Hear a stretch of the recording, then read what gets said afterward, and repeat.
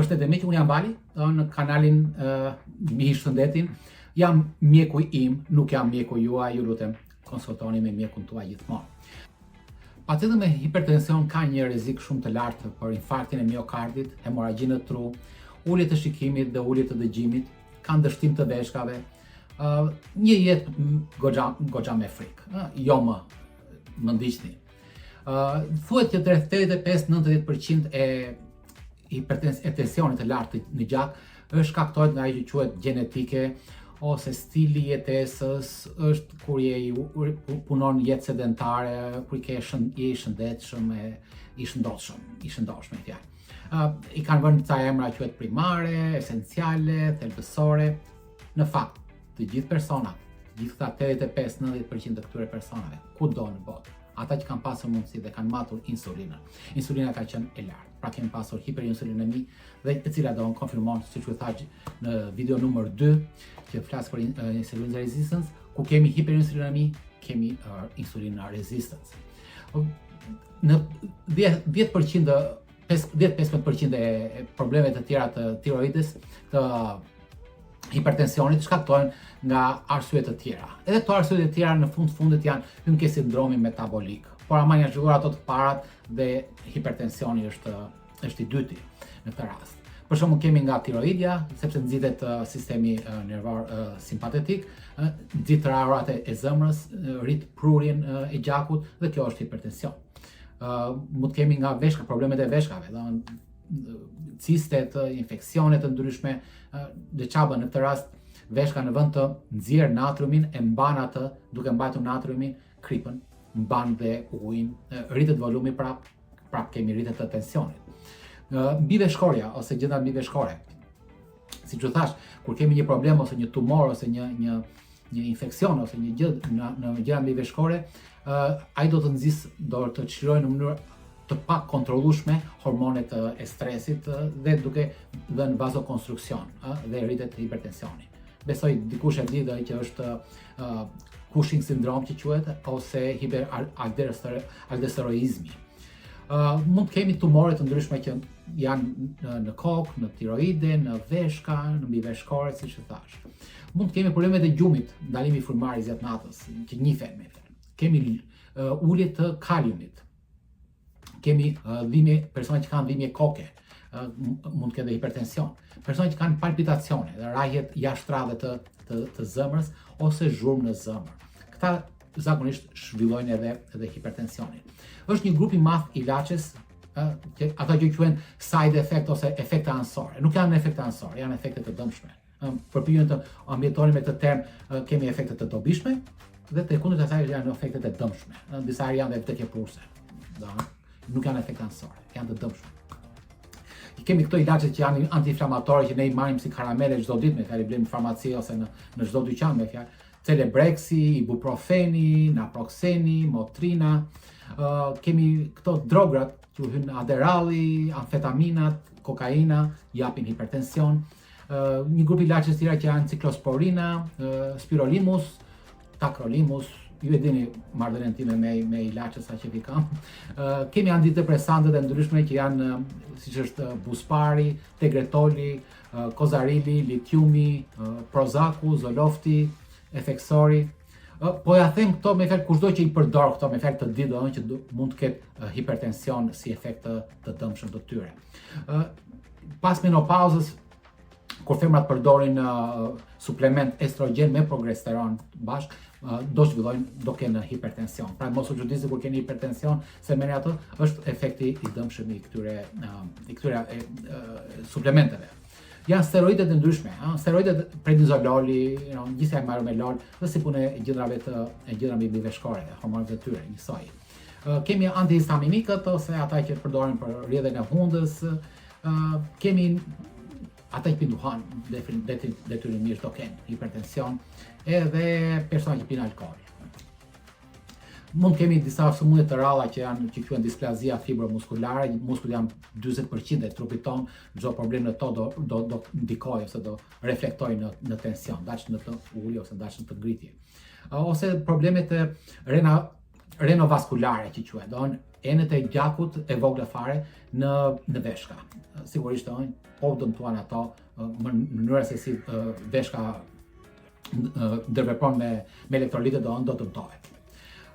Sigurisht është stresi, ankthi, sepse kjo nxit sistemin nervor simpatetik. Do ketë sistemin nervor simpatetik, janë ato mbështjella, siç e thash, ajo muskullet e lëmuar rreth enëve të gjakut. Ky sistem aktivizon ato, i ngushton, duke u ngushtuar do rritet tensioni edhe rajet e zemrës.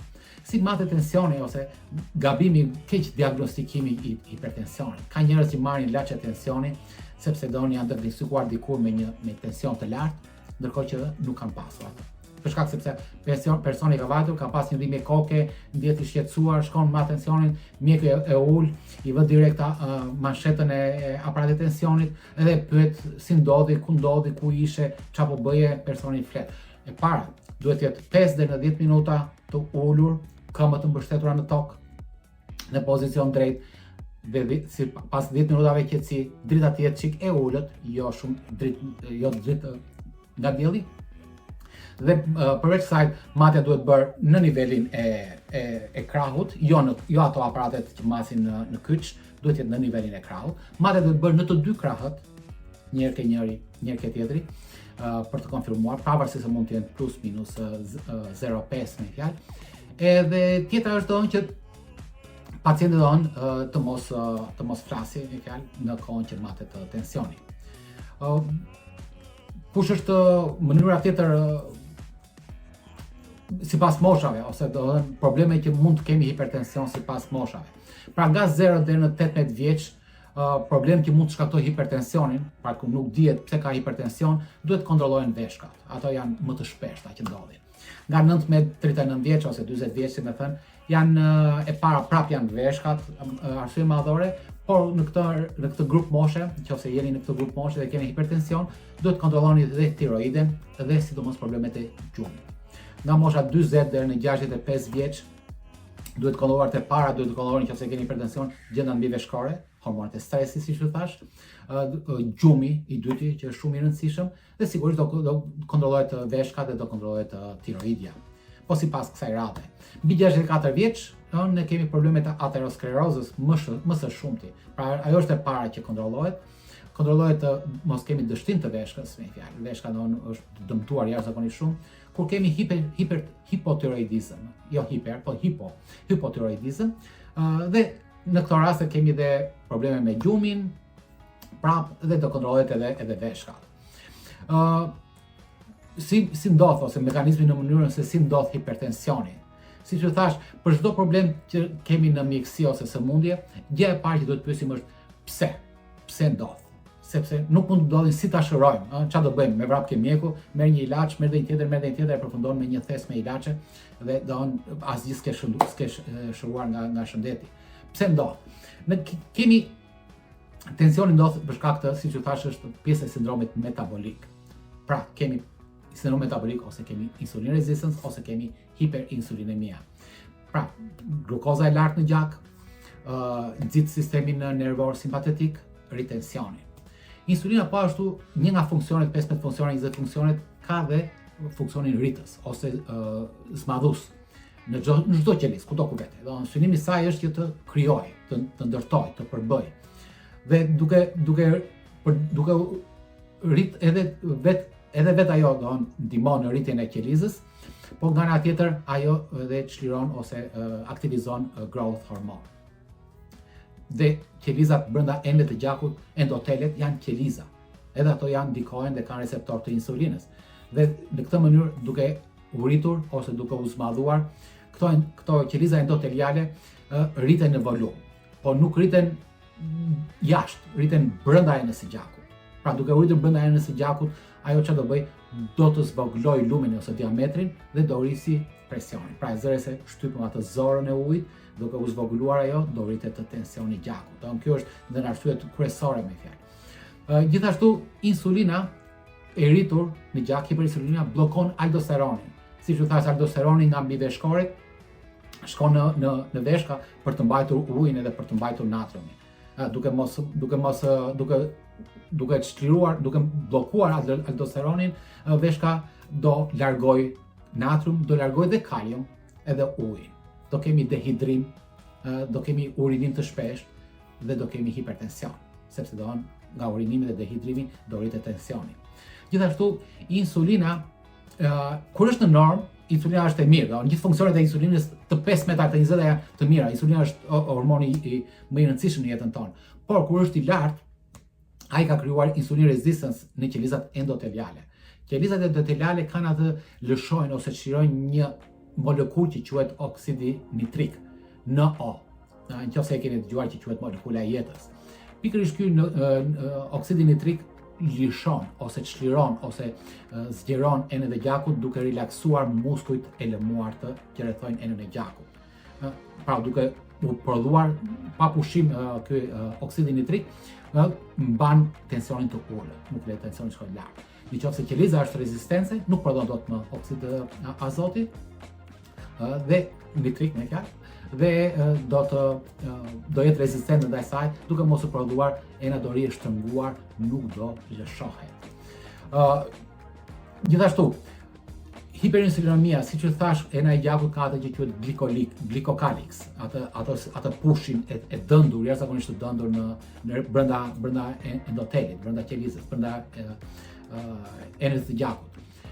Hiperinsulinemia, pra kur insulina është në normë, kalon kudo dhe nuk bën asnjë dëmi. Kur është hiperinsulinemia, kjo dëmton glikokalix. Dhe glikokalix duke u shkolitur në shumë vende në enë të gjakut, duke u shkolitur e lë endotelin ose paretin e brendshëm të enëve të gjakut të zbuluar, të kollaj, të dëmtohet nga gjithë përbërësit e tjerë që ndodhen, të dëmshëm që ndodhen në gjakun tonë. Gjaku jonë tërkohës punon, pastrohet, rregullohet, ka elemente kristaline aty brenda, ka gjithçka tjetër që mund të arrijë të dëmtojë endotelin. Dhe duke dëmtuar endotelin, është ajo periudha që themi ne që krijohet diçka ngjitet atje brenda, ngjitet ke endotelin nëse s'është glikokaliksi dhe ajo stresa ujore, dhe mund të krijohet të filloj reaksionin e famshëm të gjatë me fjalë të aterosklerosës, edhe krijon aterosklerosë. Dhe gjithçka filloi nga, si thua, nga hiperinsulinemia. Dy fjalë për mjekimin, mjekimi jo vetëm mjekimi i hipertensionit janë disa grupe, po i marr shkurtimisht me fjalë. E para kryesorja është diuretikët, ata që për të hequr ujin nga gjaku, në këtë mënyrë ai stabilizon tensionin. Punon, e bën këtë lloj gjë. Por aman, siç e thash, duke hequr ujin nga gjaku me anë të natriumit, pra do heqi krip, do nxjerrë krip, kripa do marrë ujin me vete. Po përveç këtij elektrolitit natriumit do heqi edhe kaliumin. Kaliumi është jashtëzakonisht është më shumë pak se sa natriumi në trupin tonë, është si me thënë i çmuar, ne nuk mund ta humbasim kaq kollaj atë.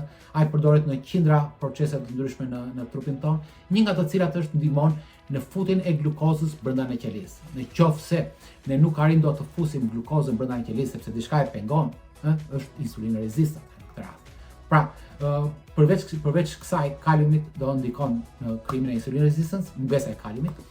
Kaliumi ka dhe një preferencë për depozitimin e dhjamit në pjesën viscerale, në pjesën e barkut, që se tham brenda barkut, brenda muskujve të barkut. Jo barku në lëkurë, ai është i mirë, po është dhjami brenda muskujve, brenda organeve, rreth gjithë organeve, rreth gjithë zorëve. Ai është dorë me një kur thon rezistencë ndaj insulinës. Po kemi atë me fjalë, pra kur në videon e parë kur tregova atë matjen e belit të famshëm që është bërë bark, siç u thash, është pikërisht sepse ai është simptoma kryesore ose shenja kryesore që kemi ne insulin resistant. Ai është djami i keq. Përfundimisht është djami i keq.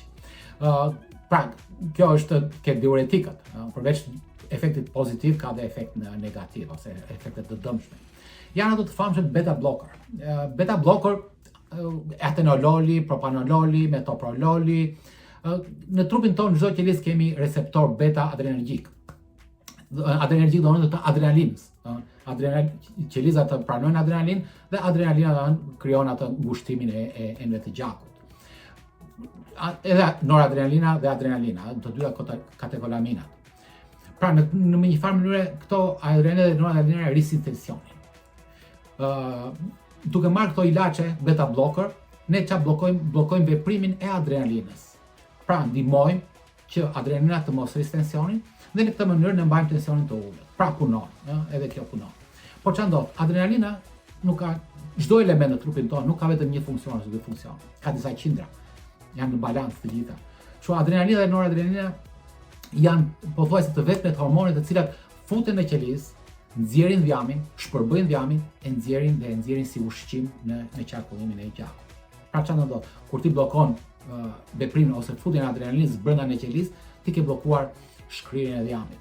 Dhjami jo vetëm që nuk shkrihet, por edhe dhjami tjetër që vjen arrin të futet brenda se kemi insulin të lartë dhe glukoza arrin të futet po para brenda dhe shndrohet prapë brenda në dhjam. Pra qeliza smadhohet dhe siç u thash në videon e dytë, smadhimi i qelizës ne kupton rezistencë ndaj insulinës. Më falni që zgjatëm një çik, por janë shumë të rëndësishme dhe duhet të kuptoni çdo lloj mjekimi çfarë efekti krijon të dobshëm.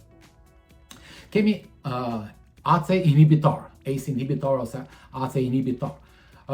Lisinoprili, enalaprili, captoprili, ramaprili, të gjitha me pril. Siç u thash, ka ajo skema e famshme veshk, mëlçi, mushkri, gjëndra mbiveshkore dhe veshk, prapë. Qa bëjnë këto ACE inhibitor? Kur ACE1 shkon në ACE2, kur nga mëlçia shkon në mushkri, këto ACE inhibitor bllokojnë prodhimin e ACE2-shit nga mushkria. Pra nuk lën ACE2-shin të prodhohet. Po su prodhohet ACE2-shi, ACE2-shi nuk do shtrëngoj më të gjakut, pra nuk do krijoj rritje të tensionit. Edhe kjo është në rregull, shumë mirë. Vepron, arrin të mbaj tensionin të ulët për një farë kohë. Por aman, ACE2-shi duke mos u prodhuar, funksionin tjetër që kishte rritjen e aldosteronit. Dhe pa rritjen e aldosteronit dhe pa atë në fjalë natriumi ose kripa do dalin nga veshka duke marrë ujin me vete dhe duke dhënë atë urinim dhe duke ndikuar në rritjen prapë të tensionit në një farë mënyre. Bie tensioni, por në kohë të gjatë ai prapë do rritet. Gjithashtu siç u thash, ACE2-shi do ndikon në futjen e glukozës, po ashtu si beta blocker, si adrenalina, ai ndihmon në futjen e glukozës në qeliza. Këto ilaçe rrisin stresin oksidues. Të gjithë personat që marrin beta blocker, ACE inhibitor shtojnë në peshë zakonisht. Këto ilaçe nuk lejojnë që qelizat jamore, janë të mira, nuk lejojnë të shumohen. Shumimi është proces fiziologjik normal, ndihmues. Këto ndalojnë shumimin e qelizave, por ama detyrojnë qelizën të smadhohen. Pra nuk kemi shumim dhe ato mbajnë një nivel normal madhësie, por kemi zgjerim ose zmadhim të qelizave aktuale pa u shumuar dhe duke krijuar insulin resistance. Mbani mend qofse jeni duke marr ACE inhibitor, një ato me prilet që siç u thash, dhe keni koll të shpesht ose keni edem në gryk ose që quhet angioedema brenda. Këto ilaçe që u merrni duhet të ndalohen dhe duhen të zvendcohen me ilaçe që quhen të hyjnë në grupin e ARBs. Sigurisht do vlla thot mjeku juaj jo unë.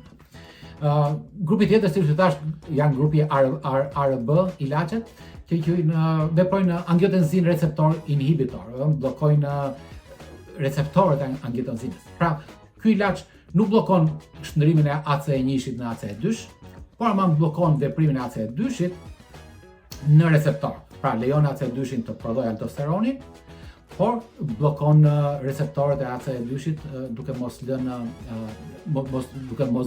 vazokonstruksion ose ngushtim të endet të gjakut. Të dyja këto ilaçet, grupet e ilaçeve ACE inhibitor dhe ARB me fjalë, nuk duhet dhënë në personat ose në nënat 7 zana ose që planifikojnë që të bëjnë fëmijë, për shkak se japin efekt teratogen që quhet ose defekt në lindje, probleme të keq formimit, të mos zhvillimit, jashtëzakonisht të rënda. duhet të kuptoni sa efekte të dëmshme kanë shumica e ilaçeve. Në këto raste me fjalë nëse nënat kanë hipertension, ato duhet të marrin ato ilaçe që quhen nifedipina, adalati me fjalë, hidralazin, është një ilaç që quhet alfa-metil dopa, aldometi, edhe është labetalol, sa për kuriositet. Grupi tjetër i ilaçeve që ne mjekojmë janë kalciblokueset. Hyn amlodipina, diltiazemi, verapamili. Ato veprojnë ke relaksimi i muskujve të lëmuar, duke ulur rrahjet e zemrës, në këtë mënyrë ulet tensioni. Prurja e gjakut në ulet dhe ulet tensioni. Këto nuk kanë efekt direkt ose të shpejt në insulin resistance, por ama këto kufizojnë duke ulur rrahjet e zemrës, duke ulur prurjet, ti të kufizohesh në aktivitet, ti nuk mund të bësh aktivitet të stërvitje, ushtrime të ndryshme, sepse zemra atëherë më ngadal dhe mbahet e kontrolluar më ngadal në atë pikë. Kjo të bën ty që të bësh një jetë më sedentare, më pa aktivitet, shton në pesh nga mungesa e stërvitjes dhe lëvizjes, dhe gjithë kjo shtesë me kalimin e viteve, pra jo direkt me njëherë, por me kalimin e viteve do të sjellë se s'bën shëndoshje të tepruar dhe rezistencë ndaj insulinës. Kush është trajtimi? Trajtimi po shkruaj këtu anash që të mos zgjatem shumë me fjalë këto pjesë të tjera, po dua të theksoj ose të tregoj trajtimi është metabolik, arsyeja është insulina, hiperinsulinemia ose insulin resistance, dhe duhet të ulim ose të heqim totalisht sheqerin nga dieta jon, karbohidratet, brumrat, frutat, rakim, gjithçka tjetër. Dhe nga ana tjetër duhet të ulim inflamacionin. Siç u thash, qelizat janë spalluar, sepse nuk lejohen të shumohen nga të gjitha këto, qoftë edhe nga ilaçet, qoftë nga hipertensioni vet.